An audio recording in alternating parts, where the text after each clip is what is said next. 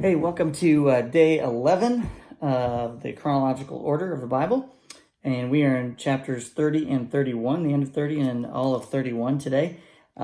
Crazy stuff. You get into all the different things of Rachel and Leah and their maidservants, and everybody's having children and fighting with each other and competing with each other who can have the most children and why can't I have more children because then my husband will love me, blah, blah, blah.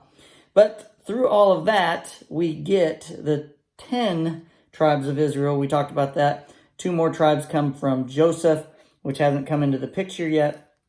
And we're talking about Jacob here and Rachel. So Abraham has Isaac. Isaac has Jacob and Esau.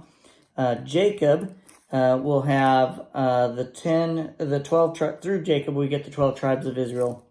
10 sons to him. One of them's Joseph. And through Joseph, we'll get 2 more. What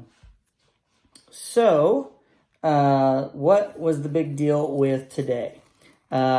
Really, the lineage is what I want to talk about on top of it. I know you can read, so I'm not going to go back and read everything to you.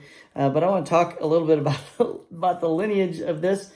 So Abraham, his nephew is Laban, and Abraham has Isaac, and Isaac marries Rebekah, which is Laban's sister.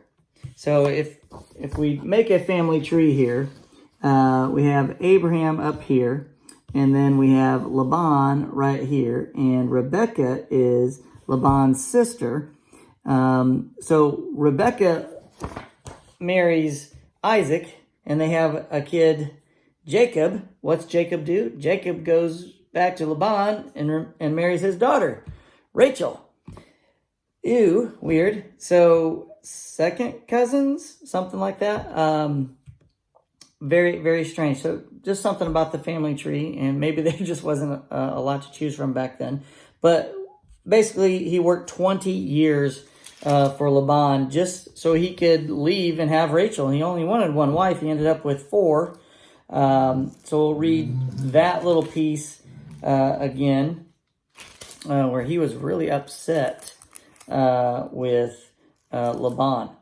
So in chapter 31, Jacob kind of leaves on the sly, but Laban was really not treating him very nicely. And here's Jacob's reply to Laban.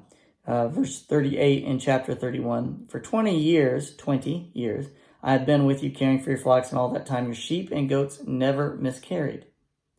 So again, Laban's being blessed with caring for Jacob, basically.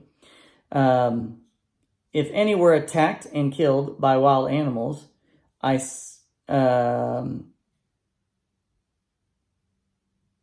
If any were attacked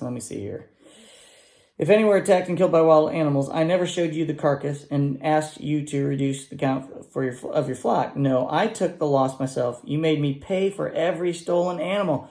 So Jacob took the loss just out of the goodness of his heart, but then he also had to pay for the stolen animal anyway, whether it was taken in broad daylight or in dark of night. I worked for you through the scorching heat of the day, through cold and sleepless nights, yes, for 20 years. 20 years. I slaved in your house. I worked for 14 years, earning your 2 daughters, and then 6 more years for your flock. And you changed my wages 10 times. In fact, if the God of my father had not been on my side, the God of Abraham and the fearsome God of Isaac, you would have sent me away empty-handed. And that, of course, that's what would happen. We need God. We need God in everything we do. We need to trust in him. Crazy, crazy stuff. 4 wives. 20 years later, he finally gets to go home. So that's day 11.